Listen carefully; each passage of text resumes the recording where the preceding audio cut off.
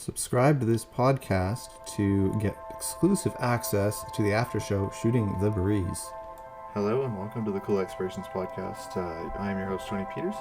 Today we will be talking to author Jeff S. Bray, and we'll be talking about his book, The Transference, which just came out, as well as his writing process and how God has been involved in guiding that entire process for him, and as well a little bit about his photography, as he does photography as well. Hello, everyone, and welcome to the Cool Explorations podcast. I'm your host, Tony Peters.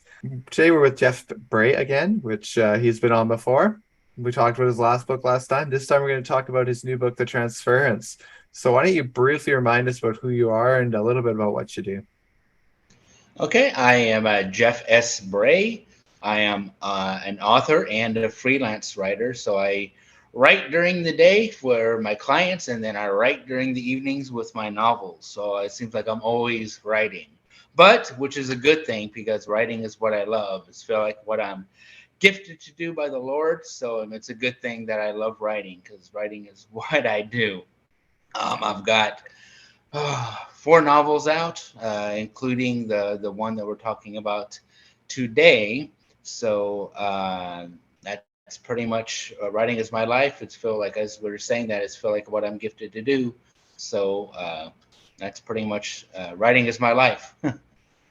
So we just mentioned publishing of the book, The Transference. What type of novel is this book? And This is give us a brief rundown on it. this is a far departure than anything I've ever written. Pretty much, the first novel that I wrote was a suspense, but I mean, this one here is far to the far departure. It's suspense, but it's a crime suspense. And so, when God was moving me to write this novel, as we talked about the first time, all my novels are based upon dreams that I have. So this one was no different. So when I woke up from this dream, it's just like, oh my goodness, this is just absolutely crazy. So I wrote this down and it kept it in my journal for a little bit. And then when God was moving me to write this, and it's just like, are you serious, God? You want me to write this? And so I wrote it down in my journal, wrote some notes about it, and then it kind of stayed there for a little bit. And then all of a sudden, it's just like, you want me to write this? You really want me to write this? And it's like, okay.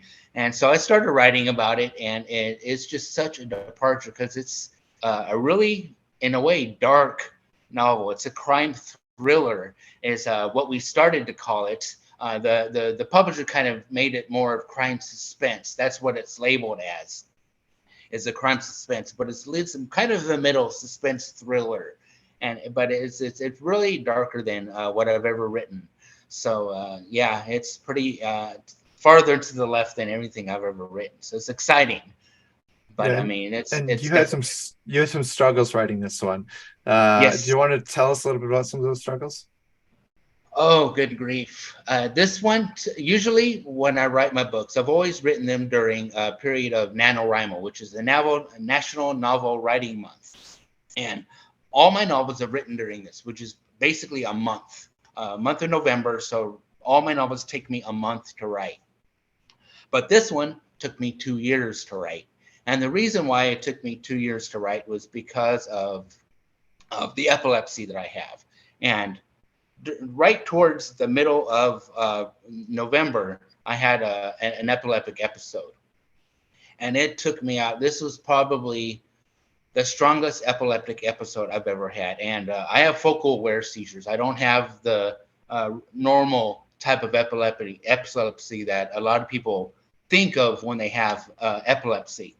So a lot of people think when you have epilepsy, you have the convulsive type of epilepsy, like fall down, kind of foam at the mouth, and convulsive. That's what a lot of people think when people have epilepsy. But my type of epilepsy is called focal aware, which is kind of like you lose type of awareness. And but with this type of episode, it was far different than I've ever experienced. And it took me out for like 3 days, and I just couldn't write whatsoever. And so basically I did not complete NaNoWriMo, and I just couldn't write.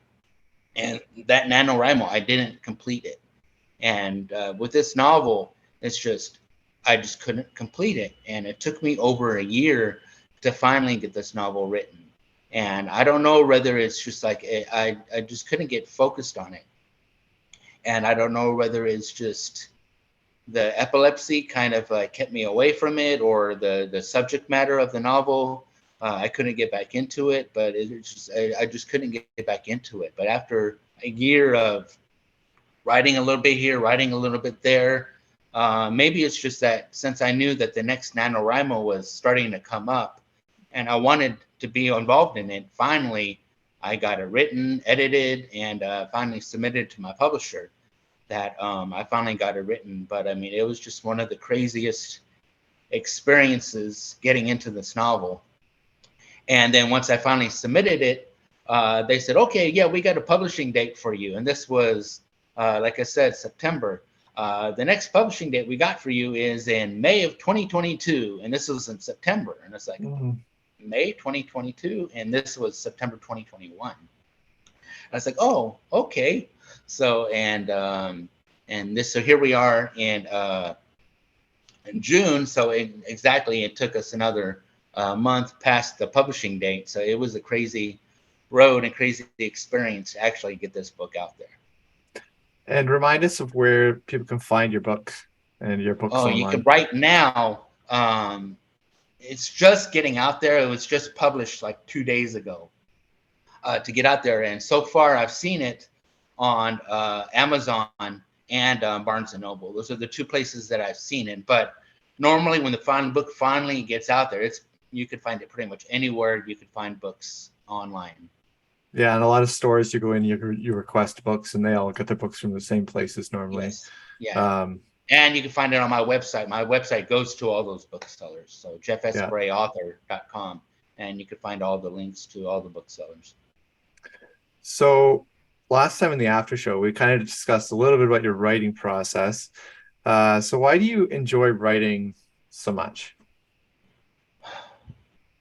I feel that it's a calling of mine. I mean, I've written, as we discussed before, since I was a teenager, and maybe even before then, because we kind of talked about that. My first book was a tale about a kitten, and I wrote back in the 3rd grade, and I loved it. But it took me so long to really think about getting into writing. And I started journal writing when I finally hit junior high. And even then, I didn't realize that it was a calling of mine. And then poetry came about in high school. And it didn't really come about until I hit my 1 year in college, that one of my college professors says, "You really got something here. You need to really think about this." And even then, it was based upon a story that I wrote about one of my dates in high school. We went to an amusement park, and it was my first time going on a roller coaster. And actually, I don't think it was my first time, but my first memorable experience on a date with this girl riding this roller coaster, and my experience with it with her. And she says, "You really got something here." And it's like, yeah, okay, writing. I really got something here. And even then, I didn't really think about it until I was in my 40s. And then I read a book, we talked about it, Tommy Newberry, Success is Not an Accident. And me and a friend said, you know what, we're done playing games. Let's do it. Let's get into writing. And that's when it finally clicked for me. And then I decided to write my first novel, which was The 5-Bar Gate. And I dove into that, and the rest is history. And do you want to tell us a little bit about your writing process? So how you write, how you edit? The writing process is that pretty much just stems from just pretty much NaNoWrimo. I mean, I get the idea from, like I said, the dreams that I have. I keep those in a journal. Anytime I dream something, I put it into my journal. And then once I get up to NaNoWrimo, I write through NaNoWrimo. And then once the way the NaNoWrimo process works is you write within that month, you take a month off, pretty much to get yourself separated from the process of writing. Because I pretty much feel, I agree with the NaNoWrimo process. You need to get separated from the project. If you go right into editing, you're so connected to the project that you're blinded to your mistakes and to the connection to your project. But that 1 month you get separated from it, and then once you go back to it in January and you begin your editing, NaNoWriMo takes place in November of every year. So December you take a break, then January you dive into your project, and you're so open to, oh man, look at that mistake there. Oh, look, I did this run-on sentence, or I built this character wrong, or I make this person blue eyes here and green eyes here, and oh, I made this mistake. So in January, when you're tackling, you're able to edit it so much better. And so when I started the editing process, so I do that editing, and then once I'm done with that editing round, I go back through it and I edit it again, and then I submit it to my publisher, and then they go through their rounds of editing. Yeah, and publishers have a lot of editing that they do. Yes. Yeah. So the experience that I have being a personal writer, I mean, writing is my job, but I also edit it. Yeah. I edit, but that's one of my jobs for a couple of publishers that I do. I'm also an editor. So, I mean, I do a lot of editing professionally. So that also helps me edit my own work. Yeah, when you also do some freelance writing, what's that Yes. freelance journey been like for you? Oh man, I've done that also for quite a while. I did that even before I did my personal writing, and that's been a journey in itself. Because I used to be a truck driver, an over-the-road truck driver. So in order to get my foot in the door to my writing, I did that for a while. So during my over-the-road trucking journey, get my foot in the door in writing, I would do my trucking, and then in the evenings when I parked my truck, I would do some of the writing job after I parked my truck, and then go to bed, and then get up in the morning and drive my truck and park my truck and do some editing and some writing. And then it's just like I built my following and built my not really following, but built my writing career through that process of trucking, writing, sleep, trucking, writing, sleep. So it was a long road, not just my writing career. I had to do a little bit to build it up to get to a lot.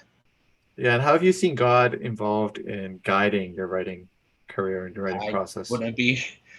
Faith is a lot of where I've been. I mean, he's always been there. He's always opened doors. He's always closed doors to get me to where I am today. I wouldn't be where I am. But faith has been always been a component of my writing. Every single book that I've written has faith as a spine through all my writing, and there's always been a faith component within it. Yeah, and that's important for even helping you kind of process your faith and process that. So I've always found that with writing. Yes, I mean, I always say that's one thing that I've changed where I'm at recently, because I've always been an author. I've always had a tag on across my websites and everything as an author. But recently, I've changed it across the board to Christian author, and that's something that I've been convicted with lately.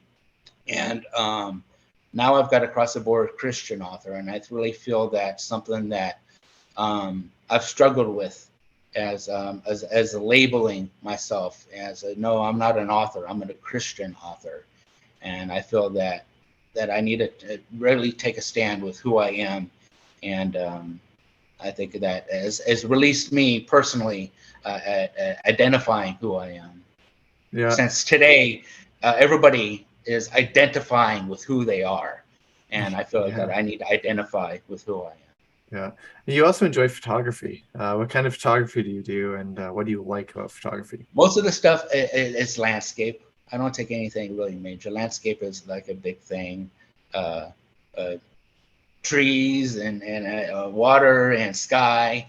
I mean, I've even got some of it on my website. It's hidden because I didn't want to overwhelm people with a lot of the stuff that I do. Because I mean, I feel that I don't want to overcrowd and overwhelm people with a lot of the stuff that I do. I mean, I feel I've already got enough on the website. So, I mean, if people, oh, you do photography? It's like, oh, let me send you a link to it. But I didn't want to overwhelm people But so I think there's already too much on there as it is. Yeah. So what do With you enjoy? books and work. Oh yeah, yeah. What do you enjoy about photography? Like, what does it do for you? Just the amazingness of God's beauty. I mean, just seeing God's creation. And I think a lot of us don't take the time to really see a sunset or see the stars, or just take the time to just witness the amazingness of who God is. Sunsets are a challenge for sure to take pictures of, to get it just Yes. right and the lighting just right. Yeah, it's about a lot of clicking till you get the right picture. Yes. And some of my favorite photos are like the sun behind clouds, and you see the beams coming from it. And it's just amazing. Just the simpleness of just the right photo. It's just the way God does things. And just wow, people take moment for it. Just wow, and not really think about it, how God created that moment. And it's just amazing. Yeah, one of my favorite photos that I've taken is a sunset picture of it coming over the mountains that are just on the other side of a harbor. So you see the ocean, you see people sitting on a bench in the shadow, and then you see a mountain, and there's even a seagull that's flying across the picture. And I'm like, that's one of my favorites. I love it. And that took definitely a lot of clicking to get the right moment. Oh yes. And you sit there waiting in that stance, just waiting for the sunset to be at the right Mhm. right spot. See, today's photographers don't understand what it was like uh, back in the day, because most of my older photography was you take pictures and then you had to take the roll out of the camera, Yeah, take it to a studio, and then 3 days later you get your roll back, and then maybe 22 of the photographs were no good because you didn't see the photography inside the little window. yeah, You had to guess what you were taking. So it's crazy on the way that photography has come. yeah. Well, I mean, you sometimes you couldn't see take a it, million. that wasn't good, delete, delete, Yeah, delete, exactly. and then you had a new fresh new disk drive to take your photos. I mean, there's so much guesswork back in the day. Yeah, It's crazy how easy it is now. yeah. And I like to take graffiti photos too. So that's on trains. So that's a lot of Uh, moving around to get the different angles. And sometimes I like to like frame it in between like tree branches, so it kind of acts as a frame for the picture yes. itself. And so that again takes a lot of different angles to try and make sure it stays in the right focus and doesn't focus on the tree branches instead of on the graffiti. Right. Yeah, getting that blur effect with her, you Yeah, just say, "Oh yeah, that's awesome." Yes. yeah, yeah. So yeah, I've that's something I really enjoy, and I like to incorporate that actually into my writing as well as videos. A lot of my devotions have my photography on it. Uh, Most of them actually are my pictures, and that's just something that now I'm like, well, God, you gave me this gift to use this, and now I'm able to incorporate it into something that God has enabled me to do. So it's amazing. Do you ever use them as covers or anything in your books?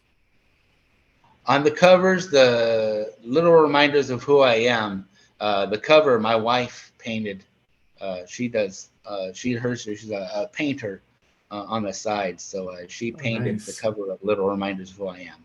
So since Little Reminders of Who I Was, which is the sequel to Little Reminders of Who I Am, she's working on the cover for that one right now. Oh, So cool. and that one I've written, and it's with the publisher now. So they're doing edits on it now. So and that one comes out in October. Oh, So awesome. looking forward to that. So she's working on the cover for that, and I'm getting ready for Nanowrimo this year. I'm writing. I haven't released the title for it yet, so I'm not going to give the title for that one yet. I'm trying to think if I've released the title yet. I've got the guesswork out for that. So thanks for coming on. Really appreciated that. You telling us about your next book and discussing a little bit of different topics than we covered last time. Look forward to your next book that comes out. Um, Thanks for coming on. Oh yeah, I appreciate you having me. Thank you for listening to the Cool Explorations podcast. Today you've just heard author Jeff S. Bray talked about his book, The Transference, as well as his writing process and how God has really guided that whole process for him. And we looked into it a little bit about his other hobby, which is photography. So I hope you enjoyed listening to this, and thanks for listening. Well, I have just been blessed with so many people who are requesting to be on the show, and I'm impressed with how many people want to share their testimonies or what they're doing for the Lord right now. If I haven't got back to you, I promise I will get back to you. I look forward to speaking with each of you and interviewing you, and keep tuning into the show. There's lots of new people that are coming on here, and if you're considering wanting to come on the show, just shoot me an email at tpeters745@gmail.com, and I will get back to you.